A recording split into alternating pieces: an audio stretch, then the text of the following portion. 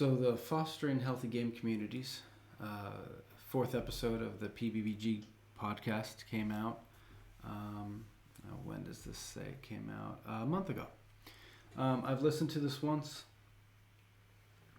probably at least a couple weeks ago before I moved into a new house, thus the new background and everything. So we're going to give this a listen. I'm going to give my thoughts on what these developers and community members have said. I really appreciate the PBBG podcast. First off, that it exists.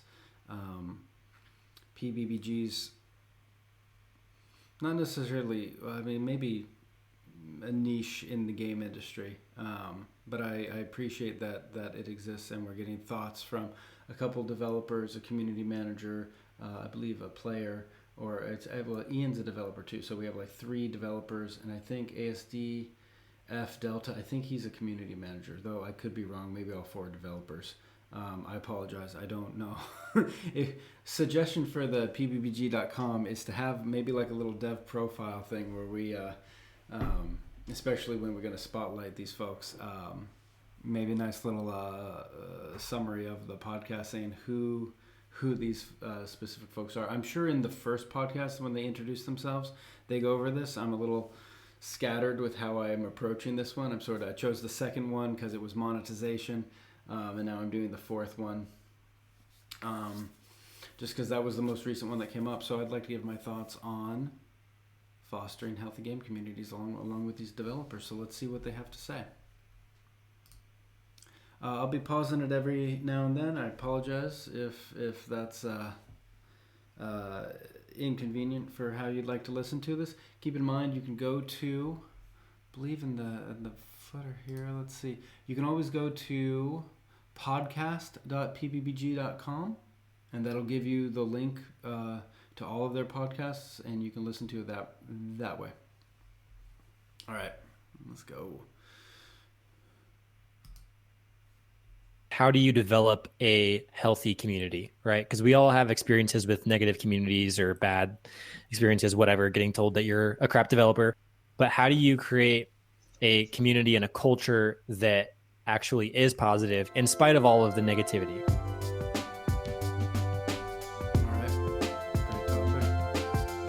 All right, welcome everybody to the PBBG podcast, episode 4. We are here with you today with Delta, Zala, and Ian. Welcome, guys. I like how I'm like inviting myself into this podcast as if I'm a member of it. I'm just gonna move my portrait right over Ian's so I can just be the 4th video there.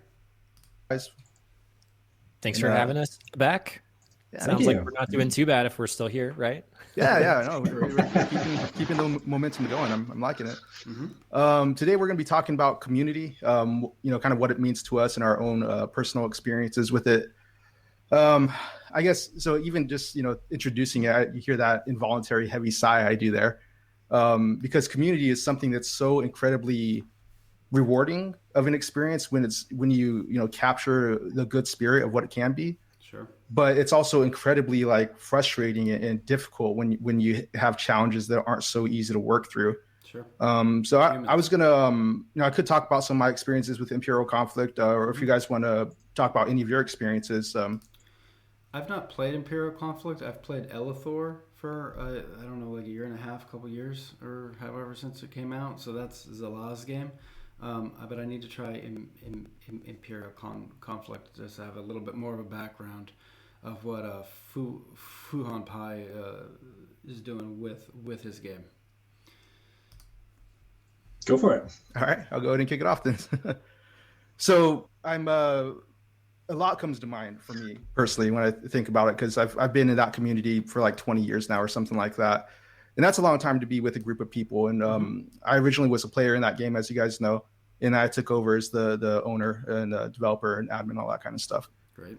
And one of the biggest things that I learned that took me way too long to learn is that you can't like have a community that serves everybody out there in the world. Correct. It's just impossible. Yes. Because if you try to, it's like that saying, you can't please everybody, right?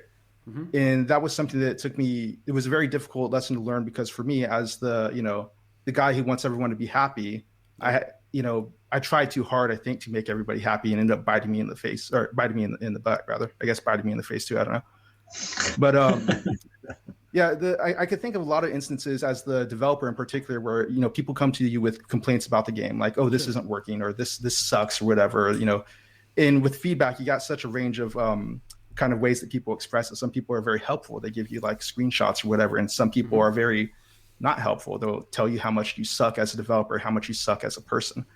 And that kind of like put me in this place where I wasn't actually, I think, a very good you know, person to be managing the community, because I Sure. took everything kind of personally. All right. So like, yeah, this is huge. Um, with game development, right? When you fundamentally break down game development, right? There's an objective, right? We're trying to break down a larger concept, play, what humans do as play, right? And when you start organizing it and put rules in place, now you have a game, right? So there's rules and there's objectives, and as game designers, you're like, hey, how am I going to balance this? How am I going to make this fair, or at least fun, entertaining, challenging, right? Not everything needs to be fair and balanced. More, you know, I would say a lot of people enjoy challenge and fun more than fair and balanced. But regardless, what is a game? And so you strive to define what the game is. Meanwhile, there's this other thing growing if your game is popular, and that's a community. That's some fans, that's some followers, that's some players that are interested in what's going on with your game. Now, game development takes a certain skill set, right? Front end design, back end design, game balance, you know, economics, all these different things. Then there's this, you know, a lot of that stuff you would say boils down to math and design and stuff like that. But then you have ultimately what takes a lot of soft skills, talking to other human beings, right?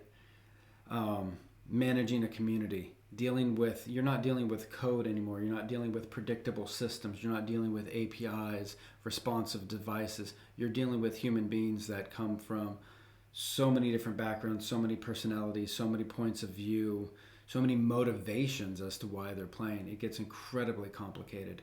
This is why usually, you know, organizations, they have support, they have community managers, they have people that just handle social media, they have people that just handle the forums. You need a different set of skills, and it can definitely creep up on a developer. Oh, dang, I'm either not prepared for this, or I didn't account for this, or I'm not used to taking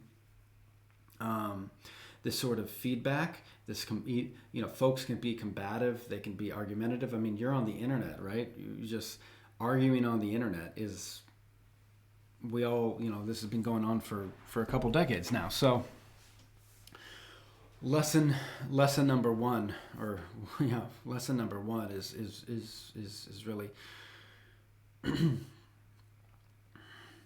sooner you develop that thick skin, and the sooner you realize as a developer what other people's opinions are, they don't matter. And I'm not trying to say like your players don't matter, but,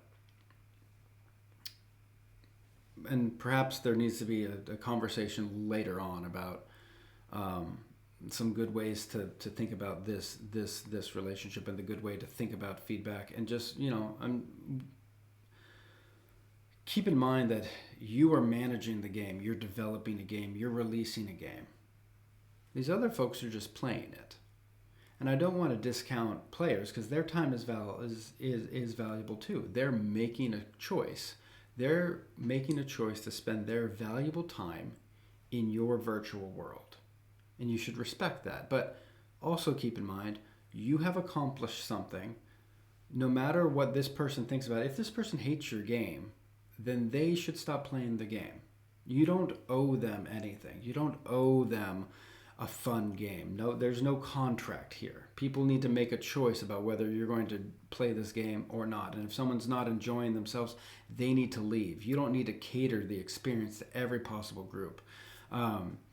Being a pleaser ultimately is a very exhausting thing, trying to make everyone happy. I would really challenge anyone that wants to go through their life trying to make everyone happy. Why? Like, why is that your responsibility to make so many different people happy? And then to try to do it all within one particular game just seems very, very difficult. I think you should focus instead as a developer on putting out a solid product, a solid experience. It's going to, it's just like with music. Some people are going to like it, others are not.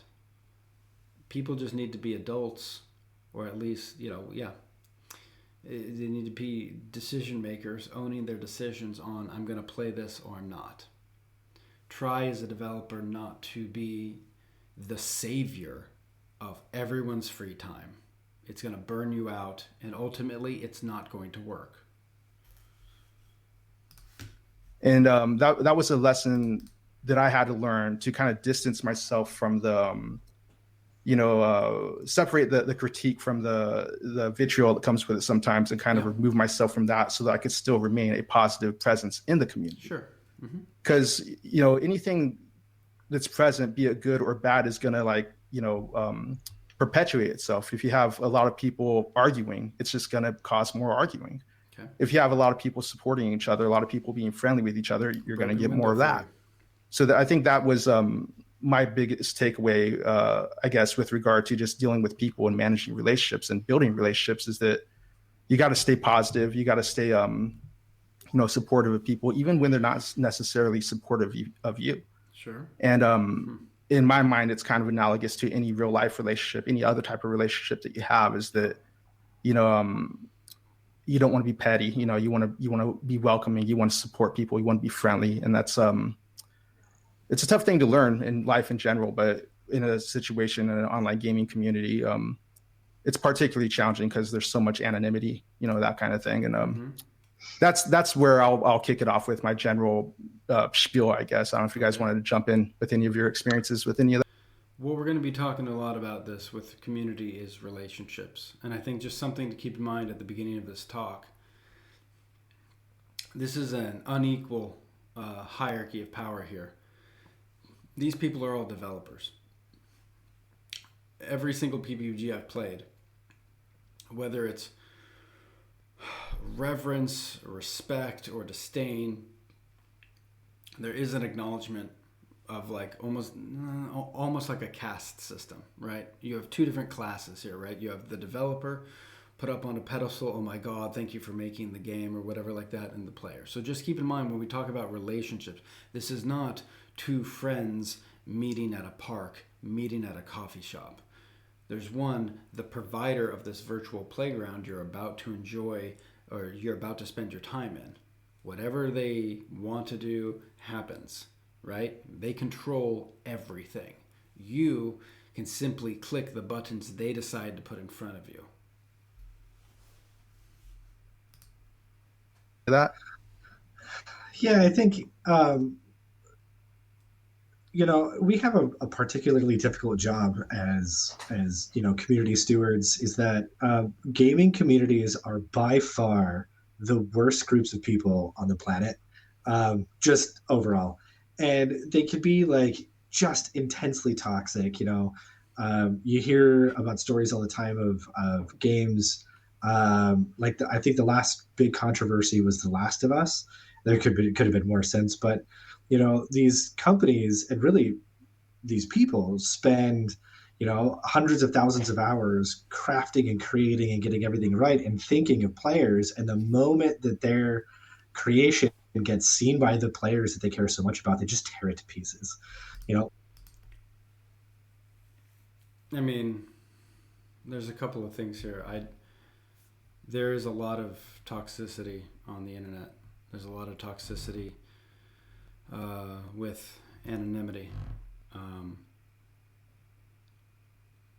think a lot of that, I think the amount of socializing that is happening on the web, especially in an anonymous fashion, is on games, but you'll see the same sort of other topics any other place that you can be anonymous.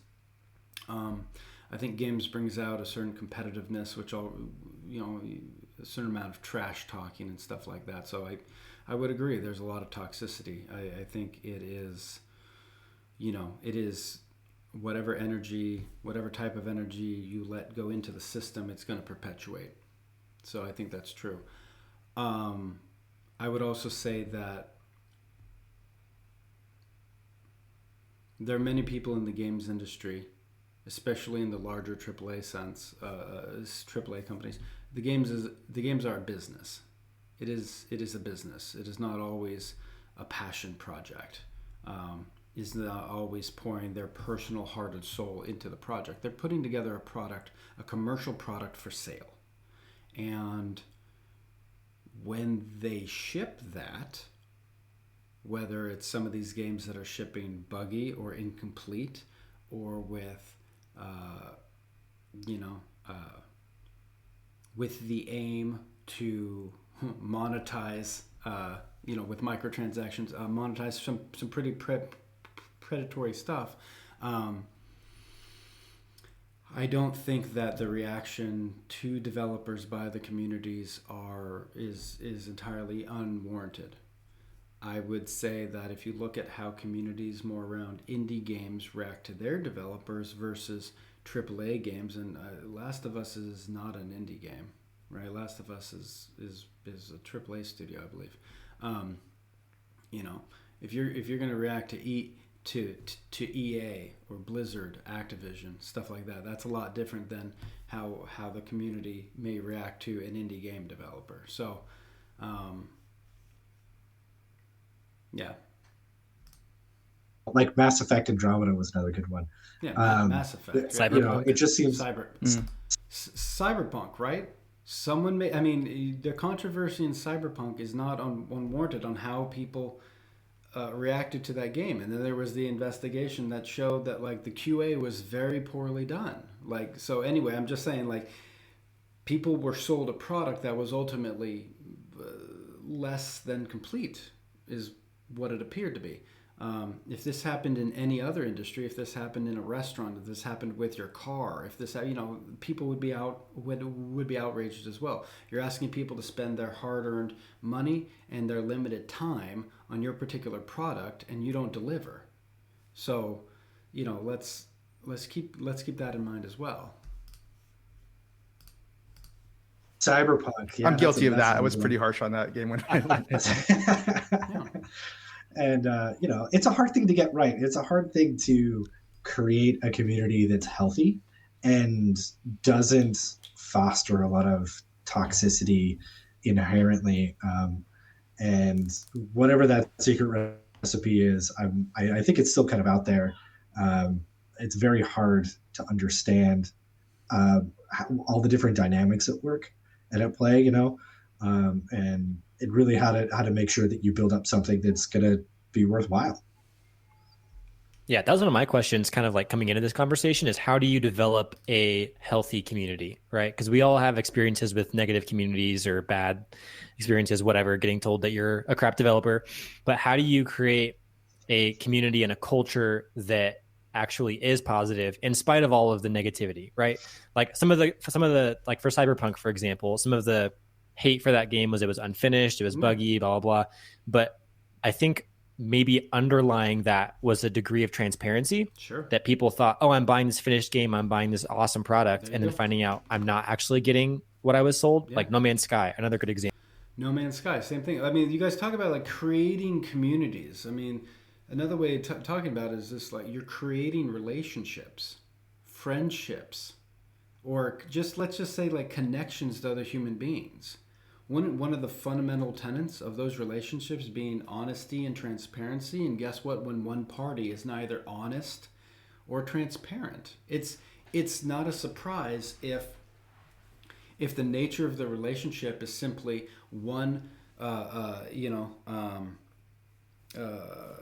game studio looking to get into your wallet, trying to manipulate you into spending and designing the game to do so.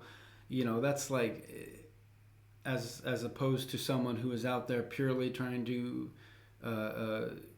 altruistically impart like joy, right? Manifest joy in into the world.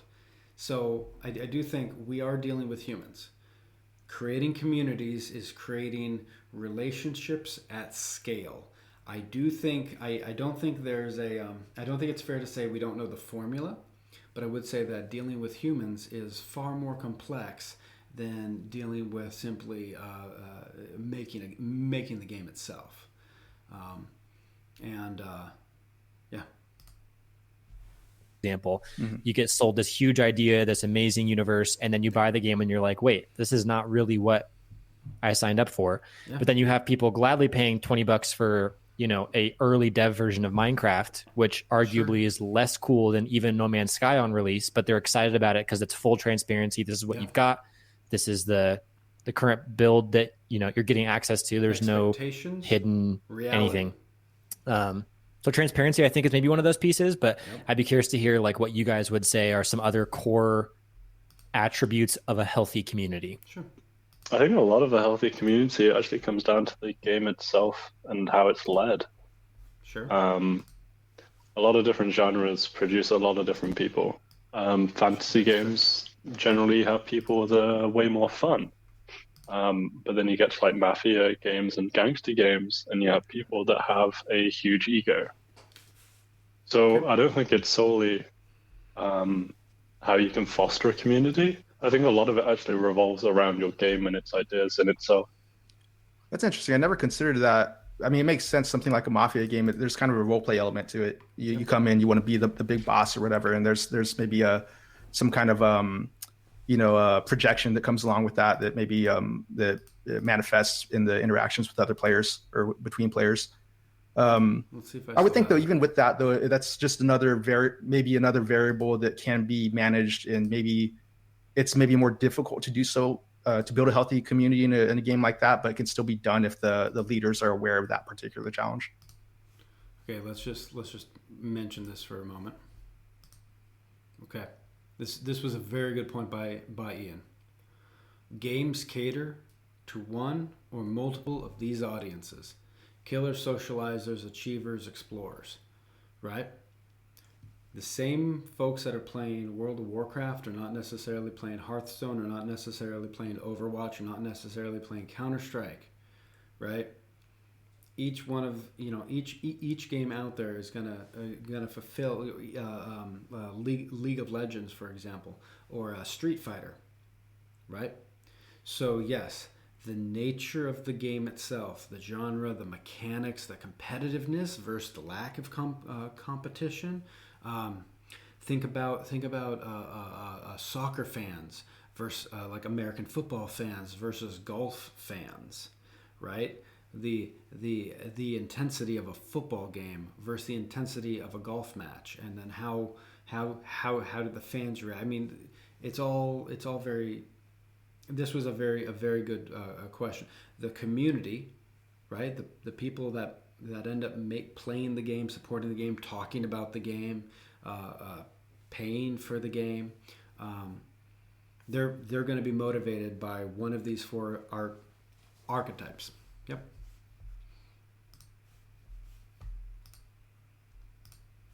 I wouldn't know. I've never led that kind of game, but I would imagine maybe that's still doable, with the right mindset. Well, Imperial Conflict is inherently a competitive-based game, right? Yes. Would you say that the community is kind of competitive in the same aspect? Oh yeah. I mean, that's been one of our bigger challenges, is that the game is inherently not even just competitive. It's like, I'm trying to figure out a way to quickly explain this to no one who's ever experienced it. The game's hard. It's just incredibly difficult. And that's good and bad in terms of gameplay, but in terms of social interactions, it's very brutal. You could come into the game as a new player and make friends very quickly, and the game's great for that. Okay. But on the other end of it, you've got some vets that will totally tear you apart, and they will, and this is something that we have to work on, is players will get really extreme with the trash talking. And it's a cultural problem that we haven't figured out yet. It's been something that I've been trying to figure out since I've been running it. It's very, very difficult to pin down, because it's just, like we're saying, it comes with a game that is that competitive that people just get angry when they lose, or they get like super hyped up, or they want to troll when they win. and it's very, very difficult to balance that competitive spirit with providing an experience that's pleasant for the general audience. I'll have a hard question here for the developers. Are you guys at all worried to actually moderate your communities? Are you worried that if you actually put in some sort of civility rules, you're going to lose players? That is not an easy. This is not an easy situation. I don't have the answer for it, but I'm also feeling like, are we sort of dancing around this whole topic of like, we don't really know how to build a healthy community, because we don't want to take a hard stance on these are the community rules and guidelines. And I can definitely understand that if everyone's background is as a developer, when you talk with folks that are like community or like, I find myself on the more introverted side of the spectrum. And when I'm around an extrovert, I realize they have a whole different way of interfacing with the world. Tactics and strategies and activities I would have never thought of. So, community building is definitely, I would say, probably say not one of my personal strong suits, but definitely is in the wheelhouse of folks that find themselves more comfortable in the extroverted part of that spectrum. So I would say, like, these are your communities. You guys do get to dictate how folks talk to one another, because at the end of the day, you do have the ability to ban accounts. I mean, and I think perhaps oftentimes, I mean, either that's just the culture and we're just going to tolerate it, or we are afraid to take those actions to curate this. I don't know. I'm just curious about that. It's tough for sure. Yeah, where do you draw the line? Because like some of the best experiences that I've had in communities are those hyper competitive communities where there is an abundance of trash talk and trolling and over the top and the memes and the propaganda, right? Like the Sure. EVE Online subreddit, for example, or like even early days, like to bring it back to PBBGs, like early day tribal wars, like people were brutal, but that was part of what brought me to the game, is that people could get so amped up about a stupid browser game that I was also invested in it. I'm like, man, this is like a whole culture that people have created. Yeah. And maybe not the most positive community, like everyone's not happy and Care Bear and, go lucky, but I think it's the most fun to be a part of because people are. Whoa, so this is interesting, right? Then what do you mean by what is a healthy game community? Right? If Polite and Care Bear is separate from fun and bringing people to the game, right? So I think this is an interesting question, right? Are we actually aiming for politeness and civility? Is that what healthy means, or does healthy mean a community that is drawing in new players and active, is an active community? Because with trolling and trash talking and baiting each other, folks could consider that a vibrant community. So I think it would be helpful to define, what do you guys mean by healthy community, right? Are so invested. So how do you like leverage the investment of people while still drawing the line of like, okay, that crossed the line. You can't do that ever again. Sure. So the rule that I've had from when I took over is that, keep the personal attacks down to a minimum. Like you could, within the context of the game, there's a little bit of role playing, there's whatever. You could even talk trash or say, hey man, you really you were just bad at that battle. You made some stupid mistakes or whatever, and that's fine. That's part of the trash talk. But once you start talking about people's personal problems, or you start getting into things they're beyond that layer, and you start attacking them in ways that are going to strike those very bad chords, that's where I say okay, that's not the same thing. That's not okay. And that's what's rough about that is, like I was saying earlier, you can't please everybody. There are Yeah. players who think that you should be able to do that. Yeah. That's just their style. It's what they were brought up in. They think that's fair game. And that's where some of our,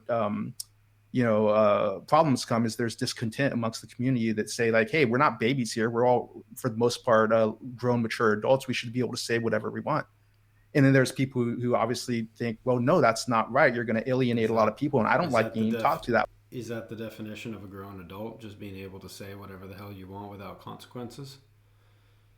I mean, yeah. Way when I'm trying to relax and play a game.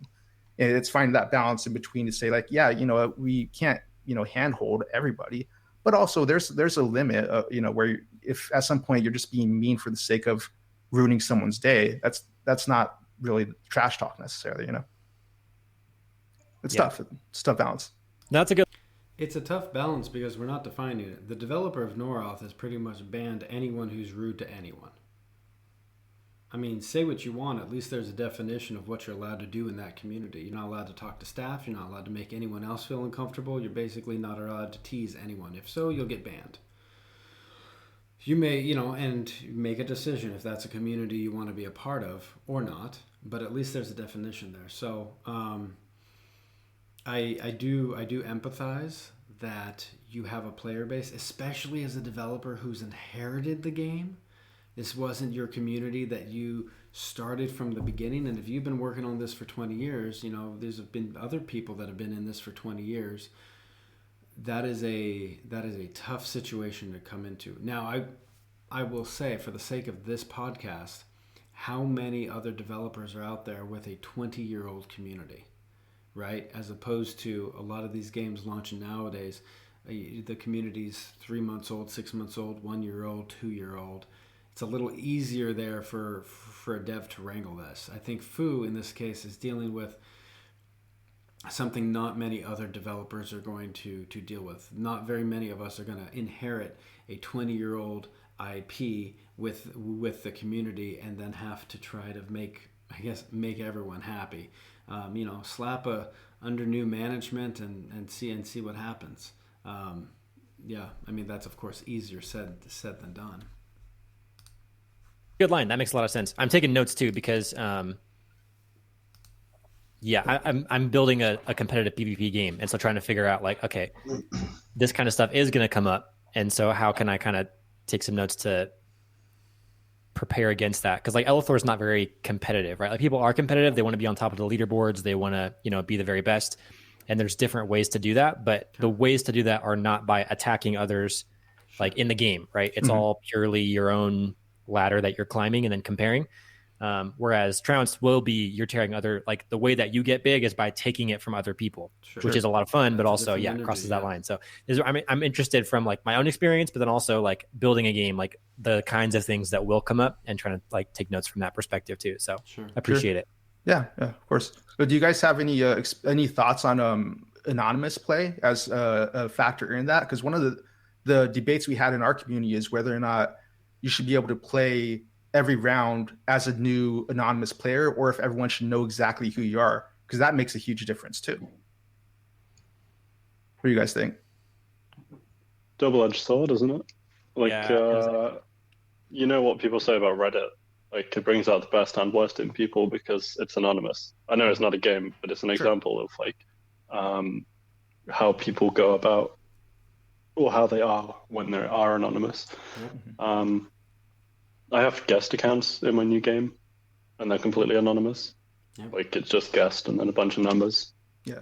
So it's gonna be interesting to see how that works out. Yeah, I think even if you like do encourage people to be the same account throughout all the different rounds, if you are playing a game that completely resets, people will create different accounts anyway. I know the entire, like there's alt communities like for Tribal Wars back in the day where you'd have like your main account that everyone was aware of and would play, but then you also had alt accounts that you were running, sometimes with multiple other people. And those were always highly anonymous, or it didn't belong to one specific person. It belonged to like groups of people, and like all those lines got blurred. And like InnoGames tried to moderate that to a degree, but then it's like at some point, we've all experienced this. Like, how do you stop multis from showing up in your games. Like it's so hard to track. You can't use IP address. You can't even use computer. Like the way of tracking that stuff is really difficult. So at some point you just draw the line and say, you know what, whatever. Like if you want to make an alt account, you can do that. And that makes it harder, I think, to moderate and to build a healthy community if everyone is anonymous. Like getting away just from preventing toxicity, but how do you like build healthy community is really difficult when this is tough, because it's like building the way that we're talking about it. Building healthy community is like building solid software. It's like this isn't. There's something much more human that is the solution here, right? It's how we invite. Where do you find the common ground, and why are we coming together doing this? Like, I play Hearthstone a bunch, but I don't participate in any Hearthstone community. It's not a game that draws me to talk to anyone else about it. I participate in other communities, PBBG being one of them. So it is interesting here. The first question I want to ask, right, with any sort of game is like, do you actually need a community? Do you need and do you want a community? What is the common ground bringing people together? And is this... Right, because I can see a little bit of what he's saying in Trounced, how people are going to talk to each other. Is this the in-game chat, or usually when I think about community, I often associate that with activities outside of the game itself, forums, Discord, etc. But obviously within the game too, that's a different component.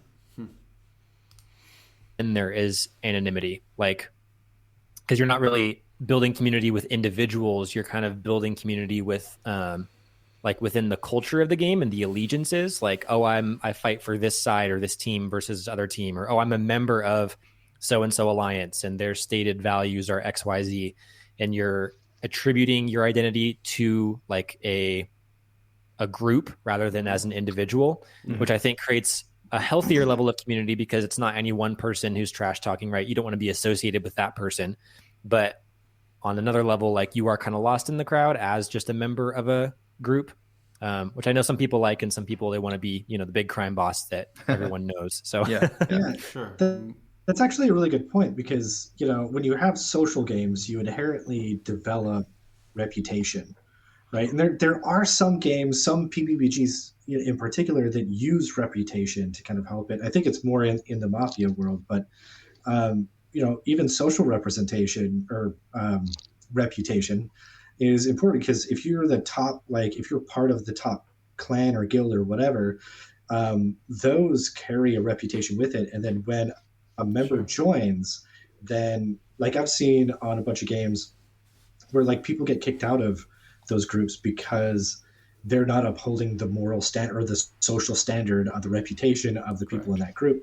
And so like, that can really factor in the way and mechanics that you have your social structures built can help encourage a more healthy environment of like, okay, well, my reputation is a lot, like how people are going to be dependent on me, or willing to be dependent on me or my group or anything like that. So I think constructing it in a way with those social structures in mind, and also kind of encouraging a little bit of like cooperation or almost vulnerability in there as well, can really help kind of like, people who are going to be really malicious, it's very difficult for them to survive, right? And you kind of can build mechanics around making it difficult for those kind of people to exist in your game.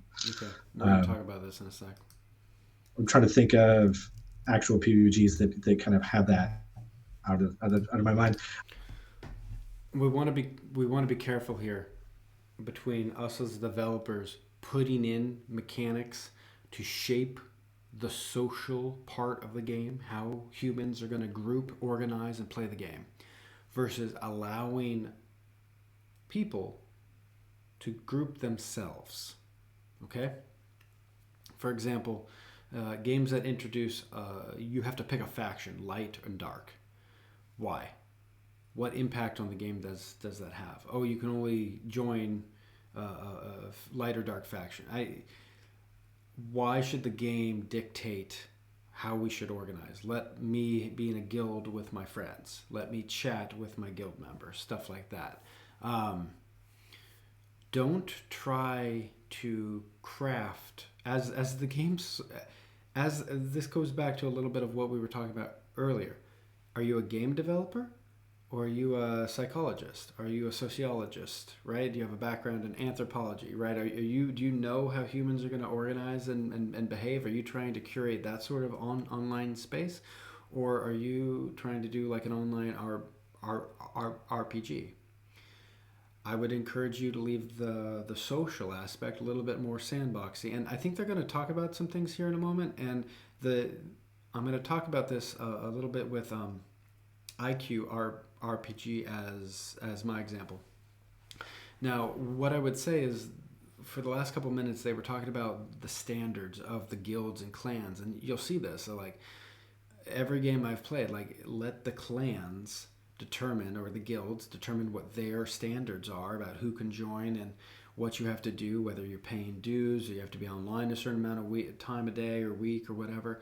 But that is the freedom and flexibility of letting your players decide how they're going to organize, how they're going to do. It has nothing to do with you as a developer. So maybe some of the basics of like making sure that your clan system has roles, making sure the clan treasury has certain protections, logging and transparency there, having a good recruitment and invite system. But letting people decide how they're going to form a healthy community within the game, right? It's not for you to dictate. You dictate the rules of the game itself. Focus on that. I played a couple kingdom builders that were kind of around like that. Oh, Archive was a lot like that. Clans and guilds and being able to quickly use diplomacy to rally together, and like the social ties between groups was really, really important. Yes. Yeah. That makes sense. I feel like what you're saying about rewarding that type of behavior, it's like anything else. If you incentivize good behavior, you're going to get more of it. And I feel like that's something that seems obvious as I talk about it. Like, the saying, don't feed the trolls and that kind of thing. Like, if you engage with people who are going to bring bad energy into your community, it's going to continue to grow. But if you kind of like say, all right, don't have an argument, just ban them, be done with it. Meanwhile, invest your energy into the players that are being helpful. Use that time and energy to keep building up the people who want to show something positive. This is where you need to be a little bit careful with that power hierarchy thing I was talking about. What you don't want to do is encourage, and you're going to create some resentment in your community if it looks like you're rewarding the brown nosers, if you're rewarding the people that are like sucking up to the developers and always trying to be besties.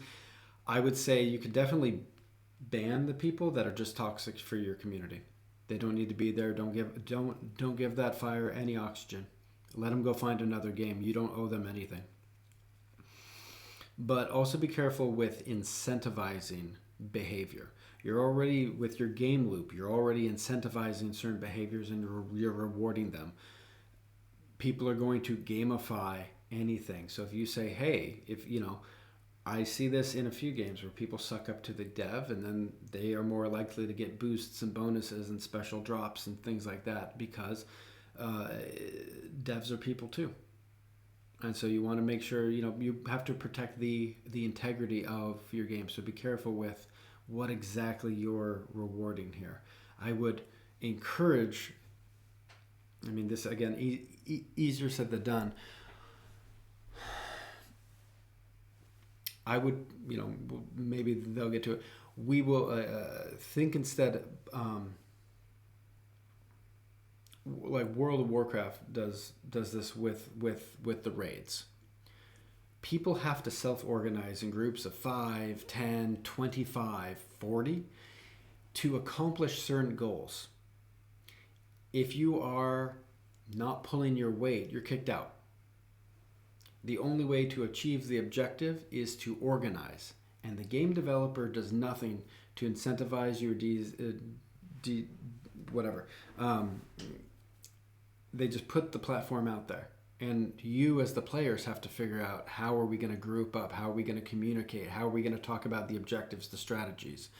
That's the social challenge. And I would say for some people, that's the fun, that's the puzzle of like WoW, like Mythic Plus rating and stuff like that. It's not necessarily a problem that you as the developer need to curate all of that social building.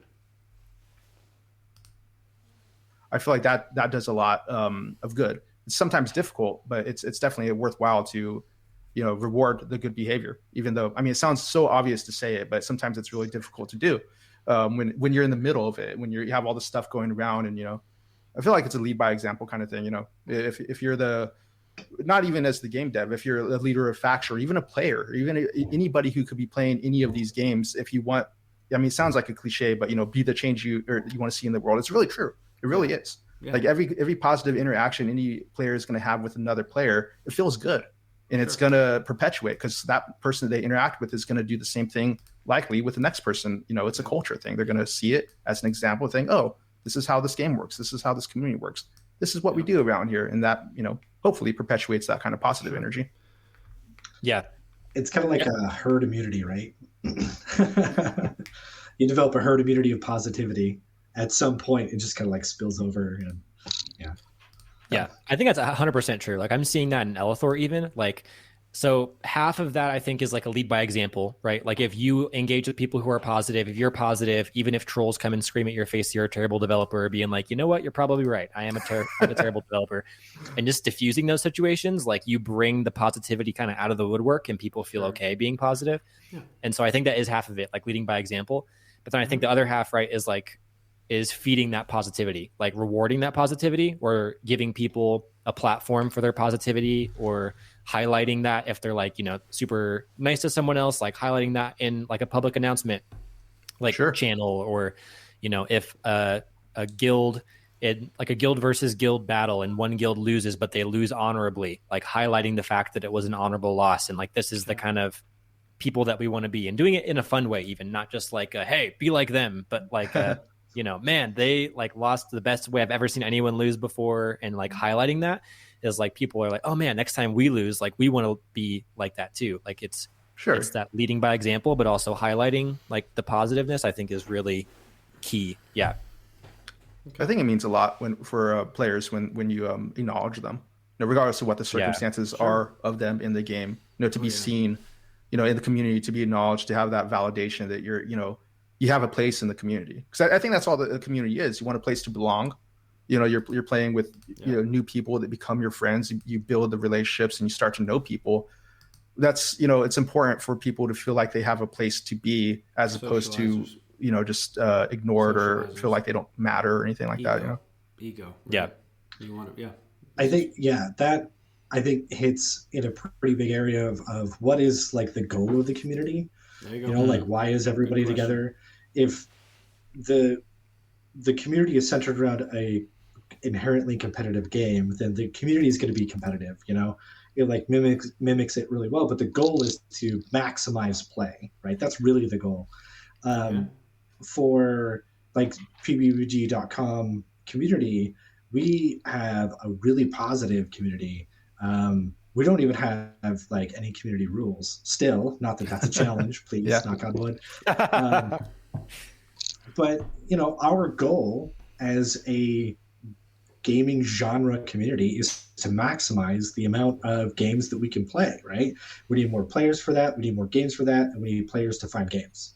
Like that's how that cycle works. And so the goal isn't adversarial, like at its roots. The goal is very cooperative. It's very fostering and helping people. And we have that, a lot of people learning, which induces a little bit of vulnerability in there, and people want to protect that.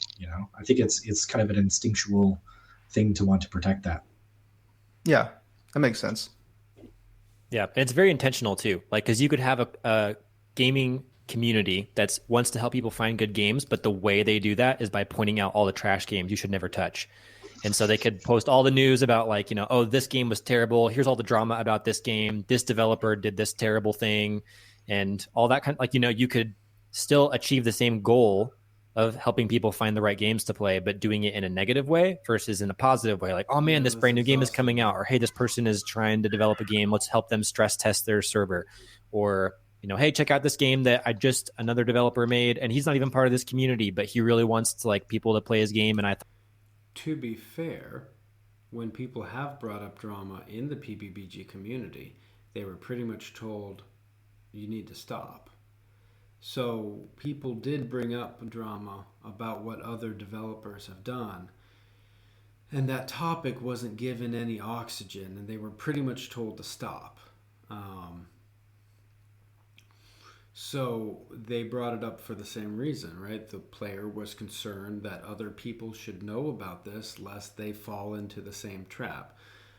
This community wasn't welcome of that energy, and so that energy was snuffed out, which is fine. The community may not have any written rules, but there is a culture, and the culture is that of positivity, and essentially the ends were achieved. That the PBBG community is a positive, share your work, share your positive experiences. I would also say that if you want to get a complete picture of any one of these games or the genre, you're not going to find it in this one community, and that's fine. This goes back to the topic of is there, trying to please everyone. The PBBG Discord, for example, is not a place to find people that have been burned by these games and their opinion, their side of it, etc.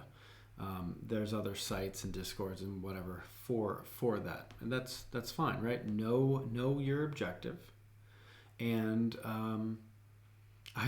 I would say in that case, maintain your culture, right? When this one player was trying to trash talk another dev and share his negative experience that he had with this dev, people told him pretty much to get out of there with that, and he did. He was told, this is not the place for that.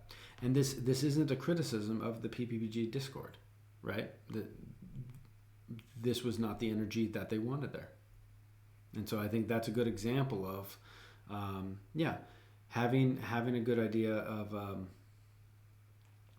what you want from your community, what is the goal, what is the objective, what are you willing to tolerate, and what are you willing to risk, right? That was the question before that I had to, I think, Fu, with some of these things. Are you willing to ban 30% of your player base if that's what it takes to bring the toxicity and vitriol down, right?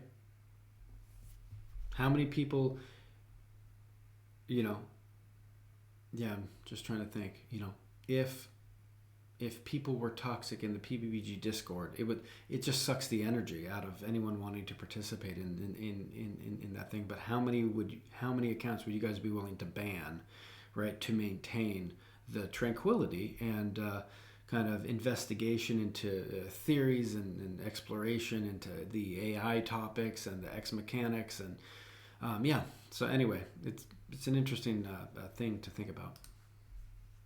Thought I could post it here, right? Like it's the all-encompassing, like, hey, let's get everybody together and we'll all play all the games and try them out. Like it's that positive element to it that I think really encourages other people to be positive. And right, like it's that vulnerability. Like you get a developer who's brand new and they're like, hey, I just made this game. It's not even that fun. And I just want to put it out there to see. And they'll easily get 20, 30 people to try the game out and give them feedback in a positive way, right? And that's like hard to find in most communities, I would argue, but like ours is so welcoming and so encouraging of new ideas and new. I don't want to be negative. This is an excellent point, and it's absolutely true about the PBBG community, and it's why I like it. At the same time, you can start to tread a little bit closer to ruinous empathy. So we can give positivity to the developer and encouragement, and that is very important. If that is all they are given, that doesn't necessarily lead them to making a successful or fun game. And I'm not trying to say people should be harassed online, but taking a game and posting it to something that isn't as welcoming, where people are going to be given a little bit more critical feedback, may lead them to really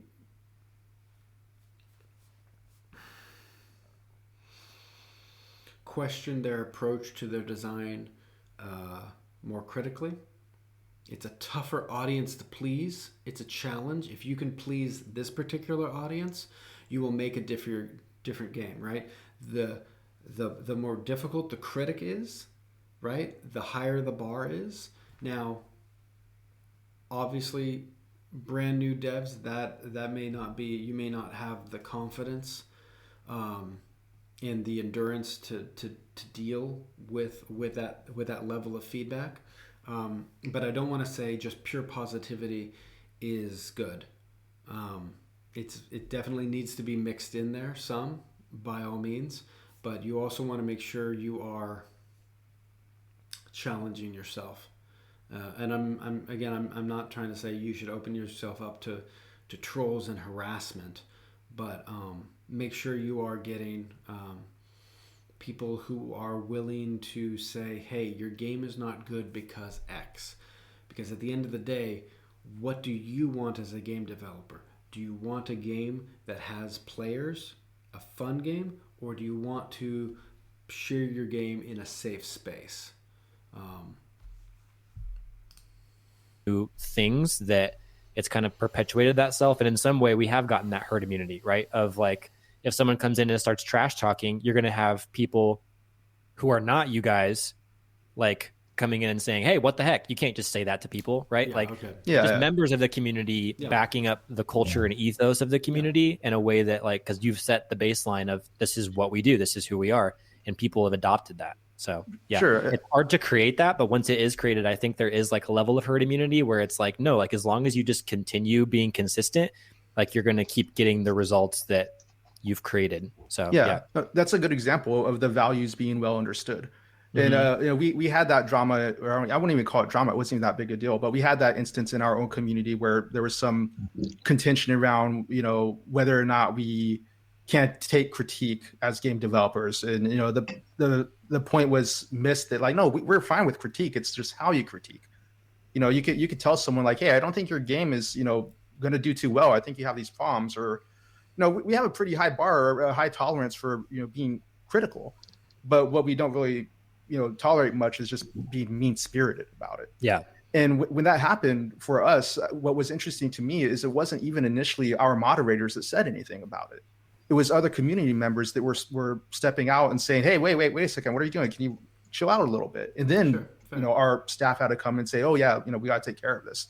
So to your point, I think that was like a nice example of there being a generally well understood like sense of like, this is what we do, and we protect ourselves, we allow people to be vulnerable as developers, whatever, and we'll be critical, and that's fine. But if people come stomping around and making it unpleasant, we're gonna protect our values.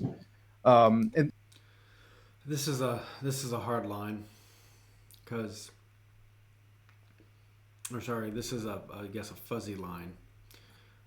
What does it mean to be critical? People are sensitive and have sensitive at different levels. No, I disagree that. Now, granted, I don't know any of these individual developers. But I would say, generally, I would say it's.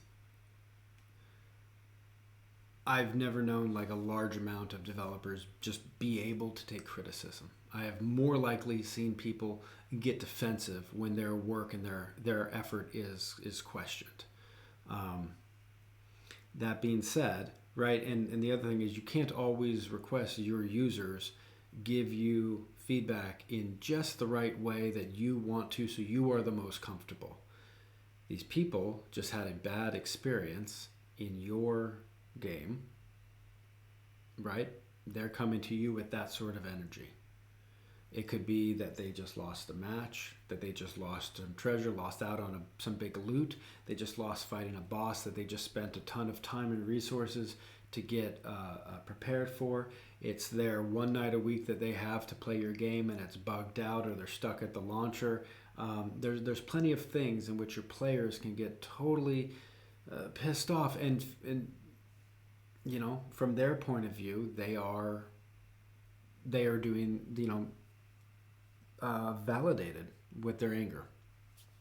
So I think you just this is where we don't take it personally, try not to, but you're not always going to get the most calm feedback. And just because it's not in a way that we like it doesn't mean that it's not valid criticism.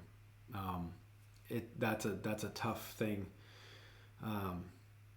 That's a tough thing to handle on both sides. You're asking both sides to be mature and calm, and I think it's hard because on one side you're like, but this is what I'm sinking all my time and energy into as a developer. I'm crafting this. Why can't you just be thankful that I'm just putting it out there? And on the other side, it's the player saying, "Hey, I either just paid for this, bought for this, or I'm devoting all my time to this. Why can't this just work?" Right? So both sides have a tendency to get emotionally emotionally involved. I think for a developer not to say, "Oh, I can totally take criticism." I think a player could be like, "Oh, I can totally give criticism." Yeah, both can be calm during it, but I think the tough part here again is this relationship. This isn't just two friends talking. This isn't two strangers at a coffee shop having a conversation. There's the provider of a service and a consumer of a service, and something has broken, right? This is not an equal relationship. So it is hard to build a community. I mean, I guess, and this is the hard thing about what the community is. The community, all the players talking to each other. Is the community also involve the devs? Because that is, again, these are not equal groups. It's really nice for me to witness that because I've failed so badly at that with Imperial Conflict, I think. So as a contrast, it's nice to, have some success, I suppose. And that's tough.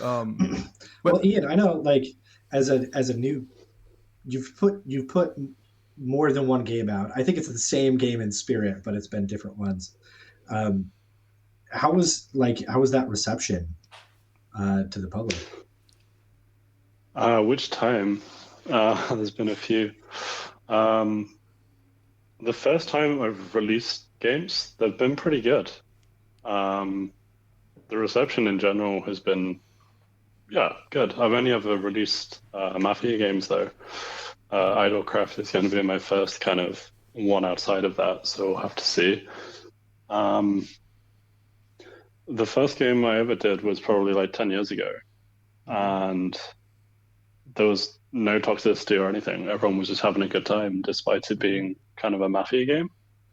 I'm not really sure why that's the case. A very different audience. It just kind of happened. Social gaming was 2-3 years Which is going nice. Yeah, you must have done something right. Right. Very, very different. Yeah. I feel like we're just like putting Mafia games down at this point. It does attract a Mafia games are stereotype, not that bad for sure. I mean, yeah, but there's a lot of great people there too. True. Yeah, I've experienced my fair share of toxicity on stuff like Neopets even. So, you can always find toxic people wherever you look. For sure. Oh, I've got a question for you guys, because this is something that's always interesting to me when I think about my own experiences. But have you had any particular experiences in your own communities where there's a bad situation, somebody who's unpleasant, unhappy, toxic, trolling, whatever you want to call it, and it turns around? Through whatever interaction with other community members or the developer, just something happens, that person who's having a bad experience comes around, and then it turns into a positive experience. Is that something that you have any specific examples that resonate with you as you recall them? So I think for me, the most recent example, this was like a couple of days ago, I just have bumped up the value of all the paid packages in Elithor. Mm-hmm. And so like when you spend real money with Elithor now, you get like a bunch of other goodies with that purchase. Okay. And so part of the pushback from the community has been, okay, that definitely like makes the game slightly more pay to win, which is a downside. And then also everyone who's bought packages in the last 2 years that the game has been out are getting gypped, right? Because now you can get more money or more value for the same amount of money. Sure. So what I ended up doing was, with the wise counsel of some of my active players, they were like, hey, why don't you just retroactively give players these fame tokens, which just gives you fame experience in the game, which is a skill that everybody wants. And so retroactively through the beginning of the game. So before fame was even a skill, before you could even get experience, basically, I retroactively gave everyone fame tokens, like 2 years worth of stuff. And so that released its own set of pushback of people being like, hey, what the heck? Like, I was trying so hard to be number one for my level of fame, and now I can't be because all these people just got all these fame tokens. But you have other people in the community, so not even me pushing back, but other people in the community saying, hey, Zala wants to do this full time. This is he's giving a non-pay to win, arguably. It doesn't block progress in any way, right? It's something that is leaderboards, whatever. But there's other people in the community basically defending me and the choice and saying, this is a good way for him to make more money without, exploiting everyone and stuff like that. So it's one of those things, right, where it's there's a lot of negativity starting to surface and people starting to say, hey, what the heck, and getting really upset. But then other community members stepping in and basically justifying why this is a good route forward, how there could have been other more predatory routes forward, whatever. And so I've stepped in a couple of times, to give some clarifications. Someone was like, hey, does it even cost any money to run the Elithor servers? And I was like, actually, to the tune of $500 a month. It's not a trivial amount of money. Yeah. And then being oh, I had no idea. I know it's bad architecture. I'm a bad developer. Hey, join the club, man. Everyone can quote me on that.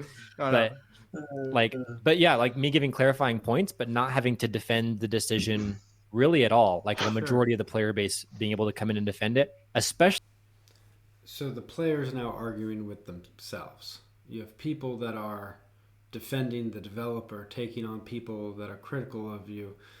We are talking about how good that is. We're dancing around the fact of what the change actually was. And the defense is simply the developer needs money, but we're not going to talk about the integrity of the change that was just made. Let me just get to the end of what he's saying.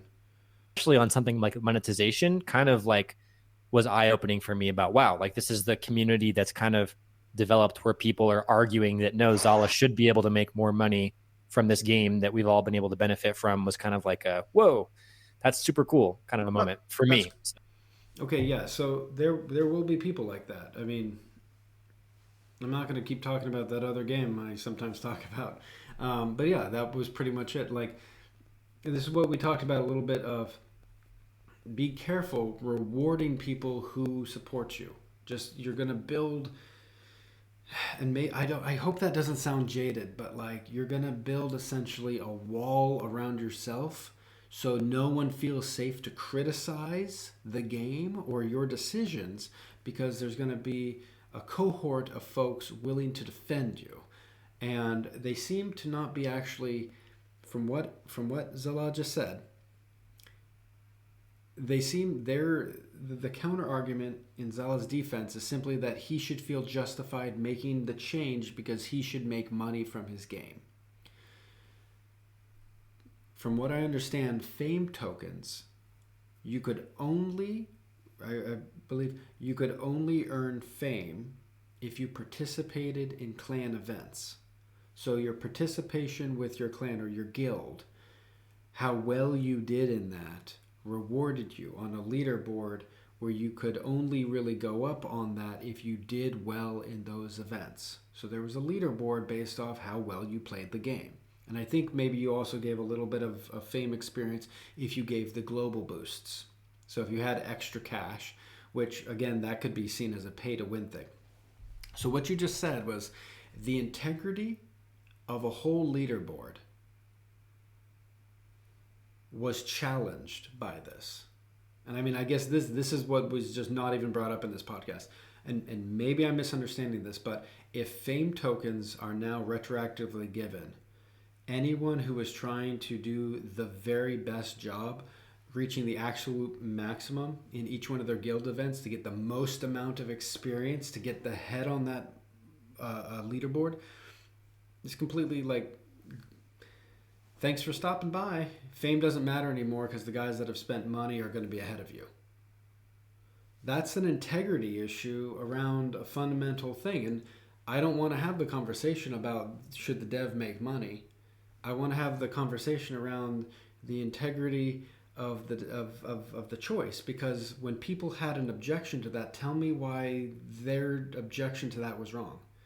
Tell me why people's criticism of this decision was wrong.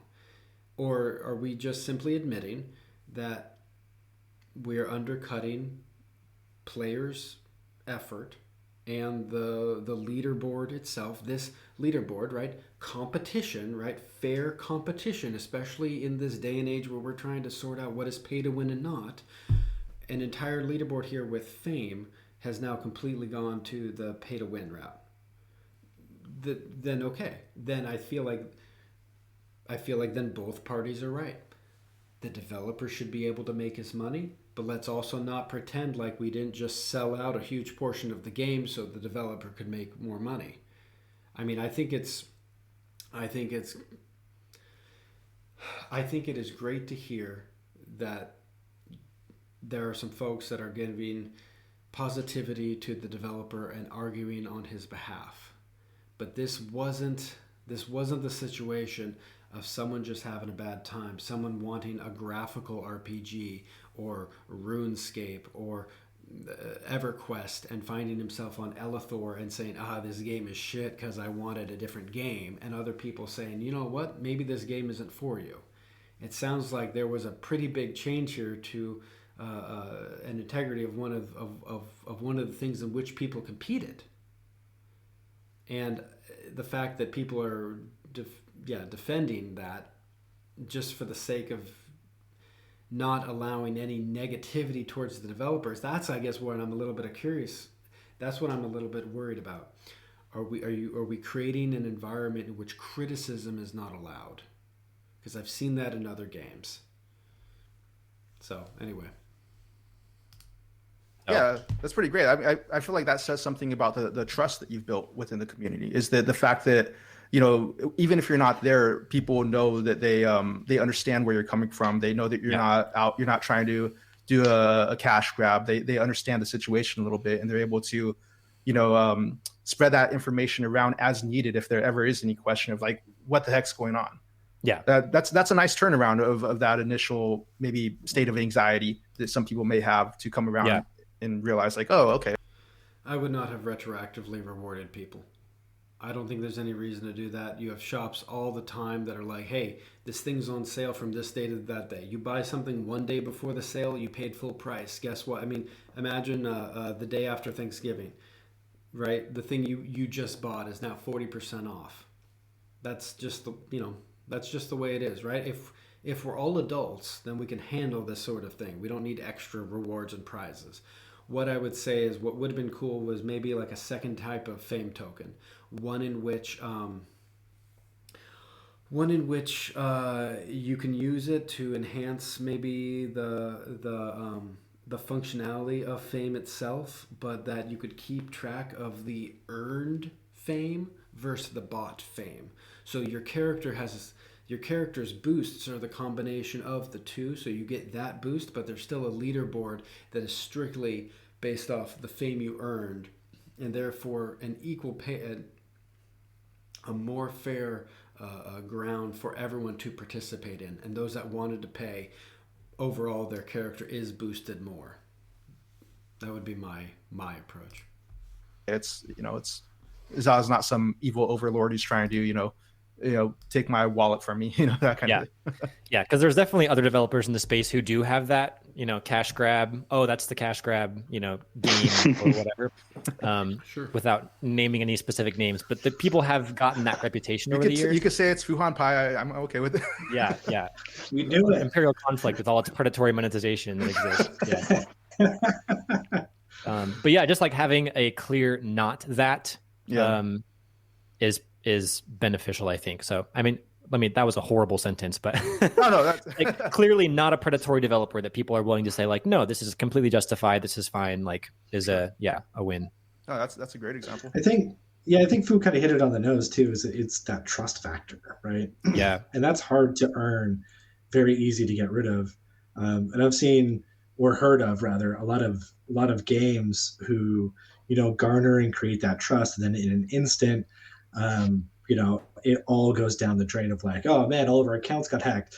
It was from a developer that you gave access to, this random guy. Like all these things start coming out, and like that trust just gets eviscerated in a second. but it's hard to create. I think that trust in where the community is going, why you're there, that it will be taken care of, that it will, like everyone is there to make it better, to make it healthy. But if you don't have trust in the primary enforcement there, then you don't have a chance. Don't have a chance. Yeah. Yeah. Well, and it goes back to transparency too, like kind of what I was saying at the beginning, like the level of transparency, like even if everyone's accounts did get hacked, which literally happened in Elithor, like everyone's accounts got hacked.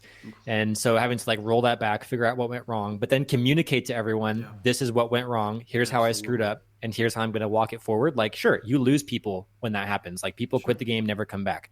But it also does develop trust for the people who do stay. Like, even if the worst of the worst happened and we had to do multiple rollbacks and people's accounts got hacked, like, but Zala still came through, right? And I'm not trying to toot my own horn, but like the reason that I still have any players at all, I think, is because of the way that situations like that were handled. Because honestly, like looking back to 2 years ago, me as a developer, he doesn't know squat. Like he's an idiot. Don't run an online game, right? But now from where I'm at, like, and the fact that the community is still here is like, wow, that's absolutely, this is incredibly important. I've seen developers try to hide this stuff, right? And they have very small, if no communities, right? I think there is transparency, especially around, when your game goes down and all you do is blame other people. You blame your ad provider, you blame your host or whatever. Then that's basic trust, basic communication and transparency. I don't trust the developer who can't communicate things. Am I expecting any one of these guys to ship code without bugs? No. Especially the fact that like a lot of these games are solo developers. You have someone in charge of the front end, the back end. There's no code review. There's testing, but some of them, it's just the dev testing, right? Or maybe they have a small group, right? If anyone's willing to try one of these games and is going to quit the first time a major bug crisis happens, like that's your own choice, right? Like, yeah, I don't really like, what you're getting into. I expect every PPG that I play at some point to have a hack, which is why it's on you as well to make sure your passwords are the best you can make them, and whatever to help protect your account. The things that I've seen a couple times is when someone, because this is what has happened to a couple of folks. They use the same email and password in one game, and then one in another game. This game over here gets hacked. The identity is found. They come over to this game and hack this account, even if this developer has never had an incident, because the player was foolish with how they handled their credentials. I think it is like, the transparency, but then also building that trust over time. Sure. I think there's also, along with that, learning how to lead in terms of like setting the tone for the community so people see the example you're setting, they know what to, what values they should be, adhering to, I guess. And Delta, you made a comment there a second ago about, some developers build up that trust and then, they burn through it quickly. And I feel like that's unfortunately been part of my experience with IC, is that I feel like I burned through a lot of good bounty points that I had at one point, because there was a time for myself a couple years ago, or when I started, that, I didn't understand that it's not about being right all the time. It's not about defending every decision. Sometimes you kind of have to take yourself out of yourself and be a little more empathetic to the player. Sure. And understand what their experience is. Yeah. And I feel like that caused me a lot of problems, not knowing how to do that at first. Sure. And that's something I'm still recovering from. But like Zala was saying, I still do have those players that have been on that journey with me. And, we communicate as a community. They know me by first name. We talk about how our friends are doing, how our families are doing. We have that level of relationship with some of these players. And it does, it helps when you have those players who stick around and they understand the journey a little bit, and they're willing to be a little more forgiving. Yeah. But it's really important, not just as the developer, but just as a member of any community, to not, get so hung up on dying on every hill. Sometimes it's okay, just like, all right, what, people might think this of me or whatever, but it's fine. I don't want to make it a bigger deal than it needs to be. I could focus my energy on something more positive. Doesn't matter what other I people feel like that think. goes a long way, regardless of your position in the community. Doesn't Totally. matter what other people And I think. think that a lot of Ship a good game. Ship a good game. Make good content. Put a fun, solid game out there. Don't get caught up in the drama. Don't get caught up arguing, right? Don't give fuel to the... Even if you end up... So you spend a whole couple hours arguing with someone on Discord, arguing with someone on the forum. Ultimately, your community is just going to be that. It's going to be times in which players know that they can just argue with you because they can get your attention and they're just going to troll you. Focus on your game. Even if you end up shipping a bad patch, do better with the next one, right? people who are new to it have this weird idea where they're gonna like feign omnipotence, like every decision that I make is definitely the right one because I'm crafting my vision. I do, in full transparency, I do think that like omnipotent dictator is like a pretty good model to go with, from my own perspective. But right? There's a difference between benevolent dictator. Yeah. That's hugely different. That's a big difference. Yeah, big difference.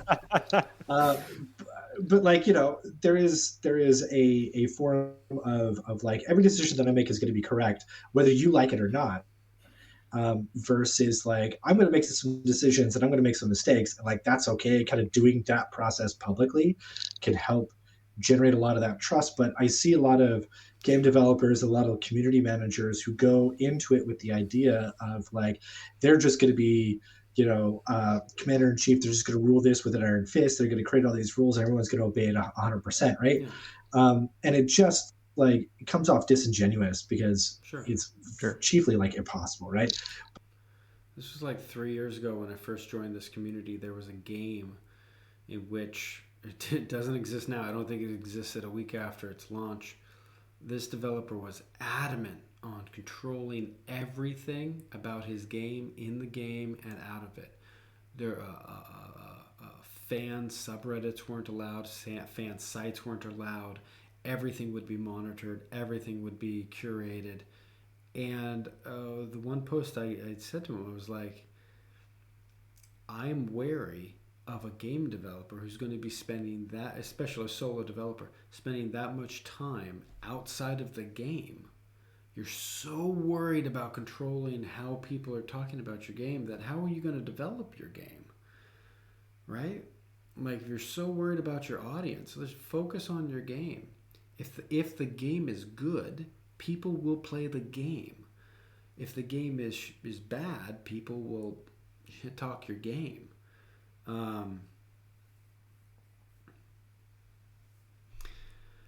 So, yeah, I think there's just a lot of control issues.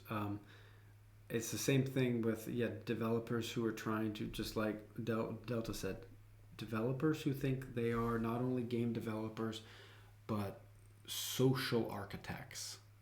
Don't spend your energy doing this. You're not going to get it. People don't like to be told what to do. They don't like to be told what to think, how to behave. Right? So you got to be very careful there. And every dev makes mistakes. I'd say I personally I'm a dev who has a particular vision with his games on what I want to manifest. I view my games as I want to tell a narrative. I want to tell a story. That's not really up to debate, but I'm not talking about how the social community is. I'm talking about kind of what the game experience is. I have a very specific experience I would like to try to implement. Is it always going to be right? No. Is it always going to be wrong? Is it going to be sometimes wrong? Sure. There's going to be hits and misses. Of course, I'd love to work with iterative feedback from the community. At the same time, I also saw this thing the other day from a game developer who was launching and then just said, this is a game like by the players or for the players, so every decision is going to be community decided. And I'm just like, that doesn't give me a lot of confidence. If only that, like, just I guess that does not resonate strongly with me. If you're a game developer, you should know the game that you want to implement. You should know the experience you want to implement. Maybe it is truly like a completely sandbox experience, and if so, good luck. That doesn't sound like a good time to me. This sounded more just like you want to develop. You don't really know what you're aiming at. And if it ends up not being fun, there's no one that can really be blamed. If it ends up succeeding, like, I don't know, like, part of me is like, you're a game developer. You're out of everyone out there who's playing the games, there's a small percentage of people making the games. Be confident in that. Own your product. Ship your product. Tell your story. Yeah. Don't just. I don't know. It's like a ship without a captain. But when you have like to explain the benevolent dictatorship, it is like at the end of the day, it is like your product, right? Yeah. The game that you want to create, that you want to have, and stuff like that. And so, like back to what you said, Fu, like you're just never going to please everybody. No. And so, at some point, you got to have to put your foot down and be like, well, this is the direction we're going, and you know, it sucks that doesn't please everybody, but here we go. Yep. You know, Sure. Yeah. But the going into it thinking that you're always going to be making the right decision, and not preparing yourself for the absolute eventuality that you will make a mistake in public is super dangerous to do. Sure. Yeah. It's unrealistic. Yeah. Yeah. And some advice that I've heard a while ago is in that realm of kind of leading and stuff is talk like you're right, listen like you're wrong. And so being confident and saying, here's what I'm going to say, and I'm sticking to this is what I have. But as soon as someone else starts communicating back, being like, okay, what if I am wrong? I really need to like listen to this with a grain of salt, but then also still say, no, this is I'm not wrong even after listening, or maybe I am wrong, right? Like having that openness. I think that's something that Plains of Tlessa does really well. I forget the name of the dev, but he's working really hard to basically make. Yeah, it's really the creator. Yeah. No, you're good. But yeah, like he created his game. It's a very active play style intentionally, and he put it out there. And the feedback that he received, even from me, was this is way too active. I don't want to be this active in play. Can you make it more idle? And so he received the feedback, he thought about it, and then was like, no, I'm making a highly active game. This is exactly what I'm going to be. Boom. And I respect him for it. Like, I don't want to play the game. I don't want to be super active, but he has a very small, dedicated fan base of people that he's created that game specifically for. And they're super happy with the way that it's turned out and the stuff that he's made because he's 100% certain on, now this is the kind of game that I want to make while still being open to receiving feedback. So just an example. Well, I mean, there's a difference too between being confident and being closed-minded or being arrogant. You know, so you could have a strong sense of vision, but it's still valuable to listen. Like you can't ever be so like, sure of yourself that you think you know everything, because you don't. Nobody knows everything. So even if a player has what might seem like an absurd idea, I mean, you can't listen to everybody. Obviously, we only have so much time. But being willing to at least hear what players have to say, you never know what that might spark. You never know what might come of that idea. Even if that idea doesn't align with your vision, it can still turn into something else. And it's an engagement thing, because like what I was saying earlier, like if players feel like they're being acknowledged or listened to, even if you don't do what they say, the fact that you're willing to have a conversation with them, it's such a good feeling for everybody when they're heard. And then that's just, it's such a good tonal kind of thing. Like it just feels good, and that will manifest in other ways within the same group of people. Sure. If it's a positive thing where the developers feel like they listen to the players, well, then maybe the players feel like they listen to each other. Maybe it's an open feeling, inclusive kind of feeling thing, because that's just the vibe that you're setting. Versus if you're totally closed off and you're like, hey, you know what, shut up, I know what I'm doing. Well, no one's going to want to stick around for that, I don't know. I mean, okay, so I'll just say, like, there are plenty of games in which that happens. I mean, the IQ developer is not exactly engaging at all with his audience, and he has a player base. He has a vision, and when he's ready to do updates, those updates come. Now, he's not rude, but he's also not really, when he actually engages with the player base, it is usually adversarial. It's usually players being rude and then him telling them that they're wrong and stuff like that. I would also say be careful. Be careful with setting the expectation that you are always available to your community as the developer to listen. That can be hours a day, right? And what happens the moment you're not available, or you're tired, or it's been a long work week, or something like that? It's the same thing with any relationship, right? And the thing was with being a developer, being a solo developer on a project, you are having a relationship with what, 100, 200, 300, 1,000 people and their feedback. Like, just keep that in mind. Like, on the surface, it does sound good. Oh, the devs are listening to us. Oh, the devs are communicating with us. Just be cautious of that, right? There's plenty of content creators out there that also get burnout from trying to engage too much, trying to please their audience too much. There's probably some strategies about that, how to curate that stuff. Like WoW has like a community council now and stuff like that. There's plenty of little ways where you can sort of siphon this stuff down, surveys, stuff like that. Or maybe it is just, hey, I'm popping into my game for 30 minutes before I go to bed, and I'm just chatting, right? I'm just present. So, but yeah, no, it is a good feeling here. But you also got to kind of keep in mind, right? I've been in games, playing in games now for 30 years, online games. When a GM talks to you, when a dev talks to you, when anyone with a special name, a bolded name, a staff name talks to you, you're like, whoa, right? Let's just not forget there is that inequality there in the relationship. This is not two strangers talking, right? So if you get there, if giving someone your attention, giving someone your time as the developer is a great feeling for them, right? And just folks are really going to want to seek that out because it is a good feeling. Even if they're just trolling you.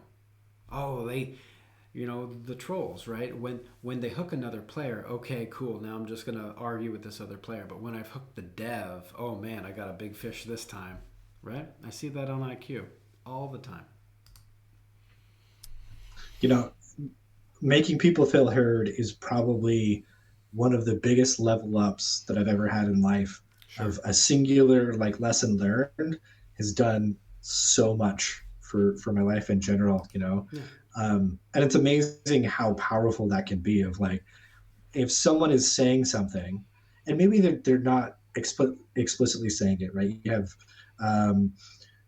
someone in the game that you're playing is running around and just trying to trash everything and just self-detonating, right?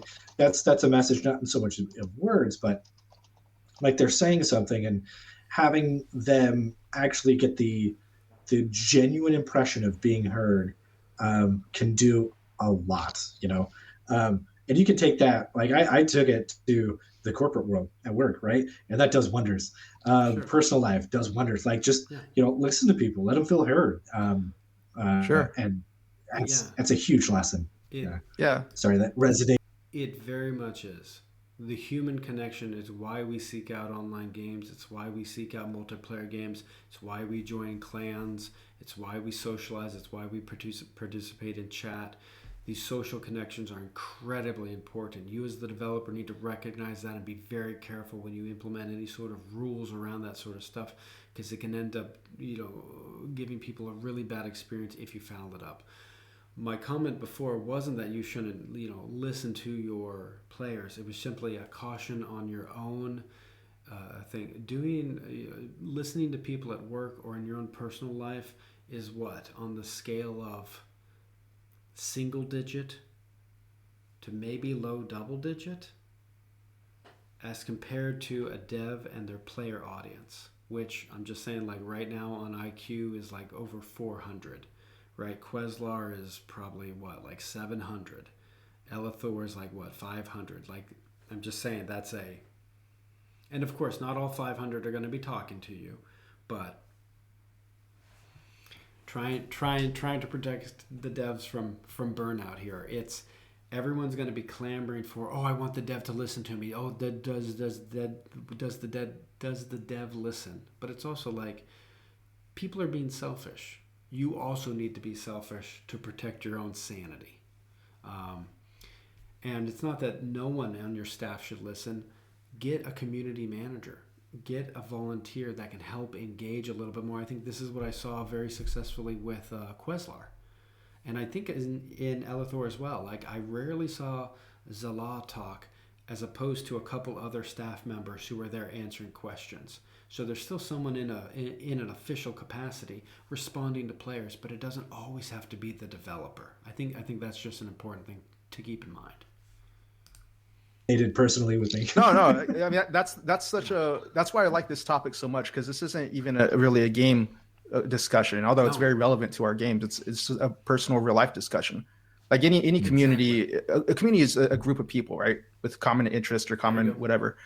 And anytime you join a new community, whether it's a new group of friends or it's a new work group or whatever, I don't know about you guys, but for me, there's always a little bit of anxiety there because you don't know where you fit in. You don't know how you're going to be perceived. You don't know if you're going to feel like you belong. And I feel like what you're saying there about, people being heard or being, just being, just acknowledge that they exist even. That's really powerful. Not just in our games, but just in general. So if you could translate that into your game space, into your game community space where people, a new player comes in, they say hi. If you set a space where people want to acknowledge that person, they want to make them feel welcome. That's just, I can't even put into words how powerful that is and how positive that is for people, because that's just a human experience that we want to feel like we're. So like in IQ, new players join all the time. There's a help channel. The help channel is always filled with questions, and a very few people, single digit maybe, answer the questions, right? But the tone in that that is the channel for newbies. That's the channel to ask your stupid questions. You're gonna get direct answers. No one. I generally feel like the vibe isn't to put anyone down, but people are pretty like, don't do that, do this, right? This is in your best interest. Some people communicate the best like that. I put together the guide site because I'm the type of player who would much rather read a wiki, read a guide, than engage with players. I think some people enjoy that, but like I myself, again, on the more introverted side, I guess I'm a little bit embarrassed sometimes to ask if I don't understand something. Like when learning a new WoW raid, I'll watch another streamer do it. I'll watch videos, I'll read a little bit of thing, versus getting in chat and just be like, okay, now what happens? Okay, now what happens?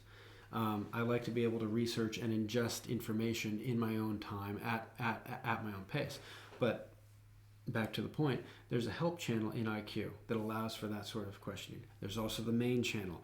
The main channel from time to time can get quite toxic, but that's not really the welcoming space for new players. That's the place where people can talk about whatever the hell they want.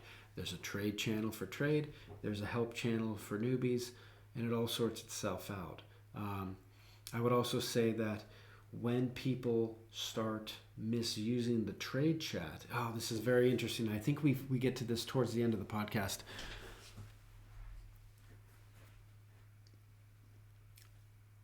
The channels in the IQ chat have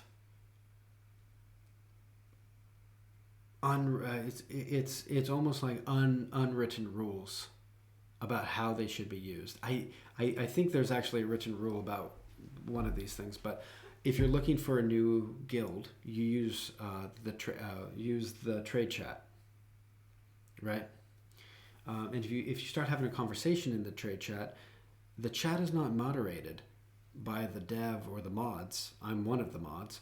The other players will moderate. Hey, this isn't this. Take it to main. Take it to main. Right? Again, we're talking about the culture, the community. They moderate the. Hey, this isn't the right place for the help. This help is not an appropriate place to have some trolly conversation. Trade is not a place just to have any old conversation. Take it to Maine, right? So I think that's a good example of the community kind of policing itself, and to some degree, there has to be some sort of mutual respect there, that when someone says something, the other players are listening. There's nothing in the game enforcing that. That's just, and we're going to get to this, about sort of an incentive, a player-based, player-derived, player-established incentive to being civil in these games. We'll get to this to the end. We're almost there. About 9 minutes left. We're validated, and like we matter.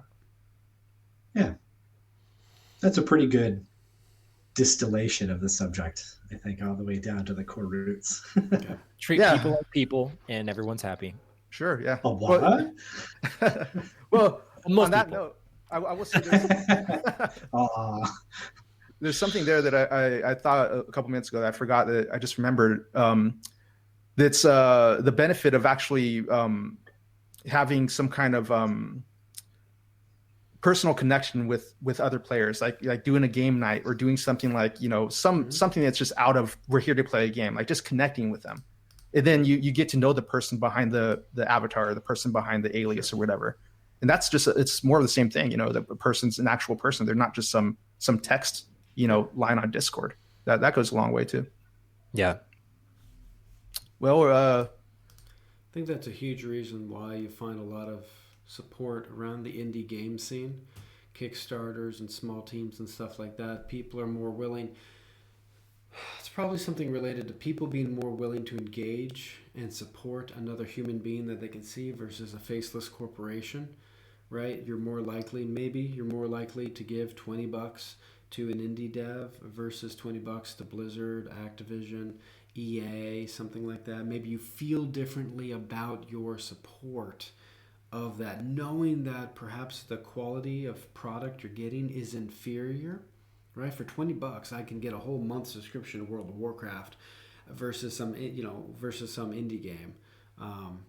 But like, I subscribe to a Patreon of someone that just makes pixel art for games, right? And I actually enjoy that.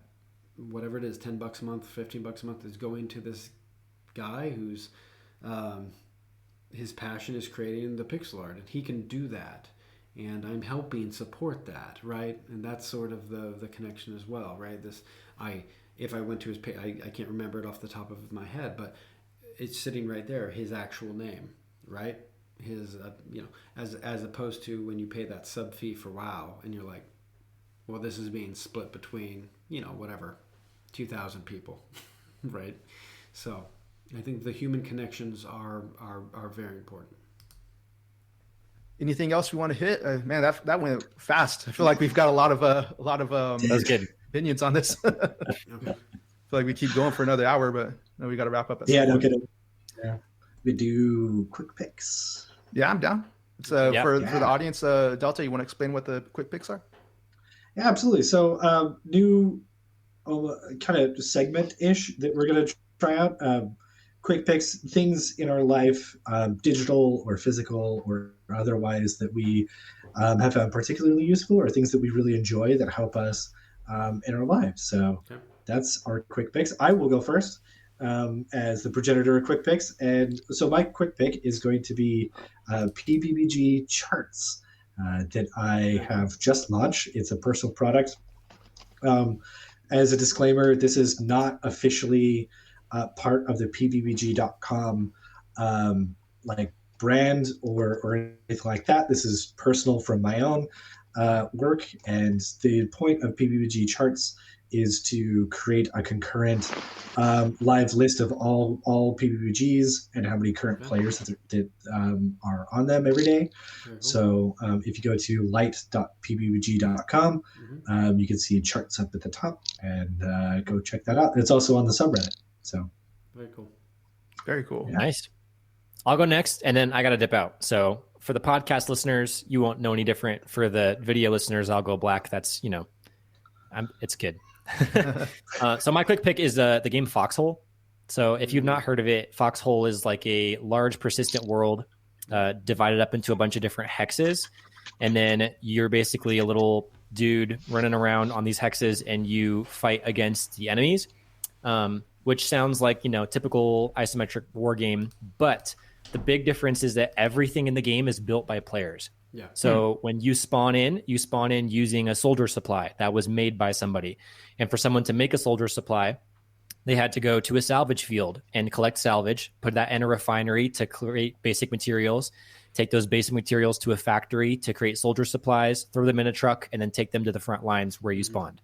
And so you have the front lines, which is all these people with, different rifles and tanks and anti-tank guns and RPGs, whatever, all duking it out. But then behind that, you have all these people running logi, which is just logistics, who are collecting raw materials, refining it, putting them in factories, figuring out the logistics lines of how to run trucks to certain depots and forts and bases to supply everything. And then the game runs in real time. So when the war is over, like whenever one side has gotten the majority of like cities, for example, then that war is over. Everyone gets a couple days break, and then the next war starts. So it's doing this as a PBG would be fun too, right? It's essentially gatherers and battlers, right? As we say in IQ. Elithor, you do gathering and battling, but I like this because the game caters to your certain playstyle. Would you rather do logistics, right, and gathering and refining and movement and stuff like that? Or would you rather do the more skill-based aiming, tactics, and stuff like that? So, yeah, it's cool. Squad-based movements and stuff like that. It's this live, persistent thing that happens for a couple of weeks, maybe longer. I've been sinking a lot of time into it. Yeah, it's very like, I was explaining it to my brother, like I am a cog in the machine of war. Like I'm not going to make any big difference. I'm not going to turn the tides. I'm going to gather scrap and stick it in the refinery and help my side create some more BMATs. And that's it. And I feel so good about it. It's an interesting concept, an interesting role for someone to play. Unlike some of these other games where we're being told we're like the hero of renown and a legendary figure and you can become the whatever, and it's just like, no, in this game you're just an infantry guy or whatever, you drive a tank and you're just 1 out of 1,000, and when it's just like, yeah, it's a much larger, more complex machine that is actually accomplishing the goal. So that's pretty cool. It's like unbelievably rewarding. So it was also compared to like maybe EVE Online, like for people who like the idea of EVE Online, but the idea of sitting around looking at spreadsheets for 18 hours a day sounds boring. Like this scratches that same itch of being part of a larger story without having to look at spreadsheets. Like you just drive your truck around, pick up stuff, drop off stuff, fight some people, blow up a tank, log off, and you played some part in the story. So that's my quick pick. Everyone should at least check it out. It might not be for everyone, but like at least check it out. That's a good song. That's on Steam, right? Yeah, it's on Steam. Okay. That sounds so good. I got to read this review. There's some good ones. If it's if it's too bad, you can just cut it. But okay. So, it reads, I was a young boy before going into this war. Just me, the dongler, Genji maid, Gucci butt plug, and Lotus.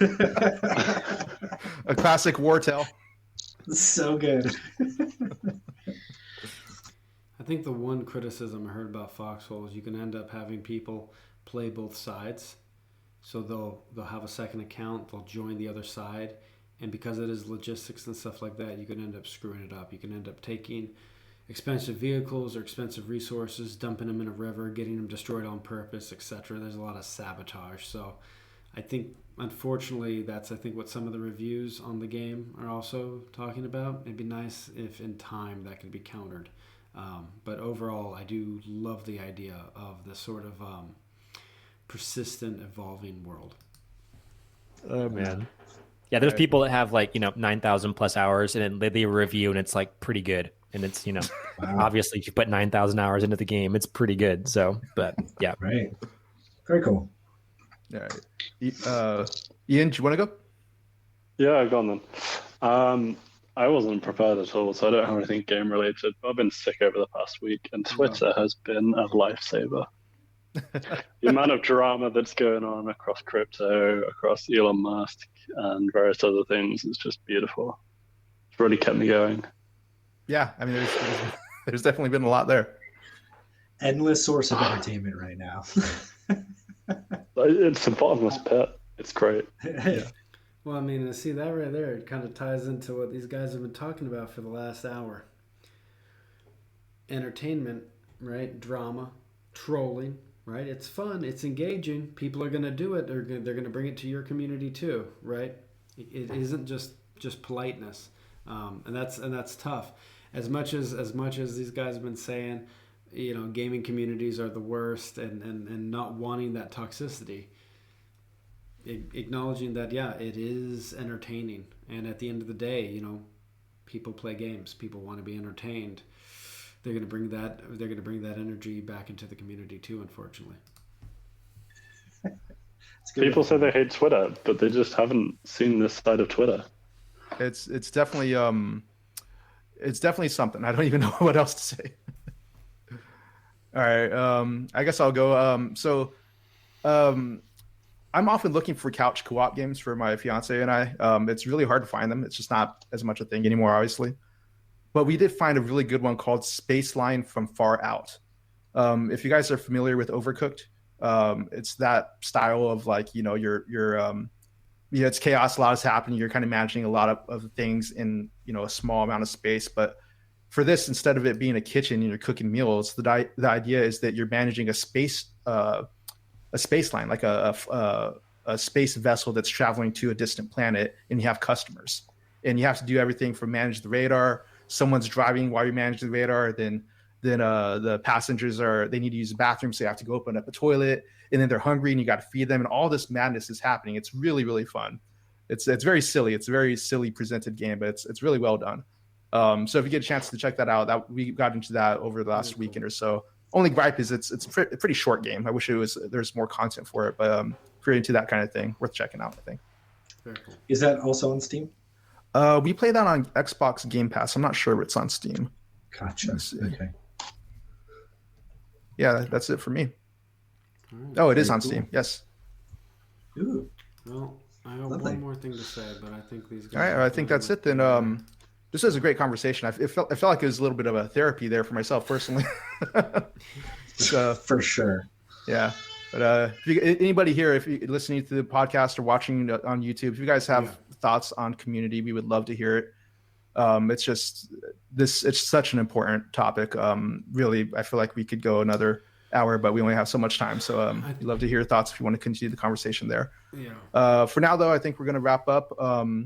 I didn't get to say bye to Zala, but thank you, Zala, for hanging out, and Delta and Ian as well. As always, it's always great talking to you guys. All right. That's been good. It feels like it's been a while since we've had all four of us. Yeah. Hopefully, Yeah. we'll see what happens next month. We might be taking a break for the next month or not. We'll figure it out. But either way, you guys, as always, are more than welcome to join us on the Patreon at patreon.com/PBBG. Check them out. And join us on Discord as well as chat.pbbg.com. And I think that will do it. So I will see you guys on the next one. Okay, so I'm gonna stop the recording there, but I'm gonna give one more bit of feedback here. I want to talk about whether we're talking about some of the incentives you could do, and a good example of how in IdleQuest RPG the community kind of polices its own toxicity, as well as setting the standard that I think I was having on the topic I was trying to talk about earlier. If the dev is trying to set the community standards versus just other players setting it to each other. So I'm just gonna, let me see. I'm gonna go ahead and stop this.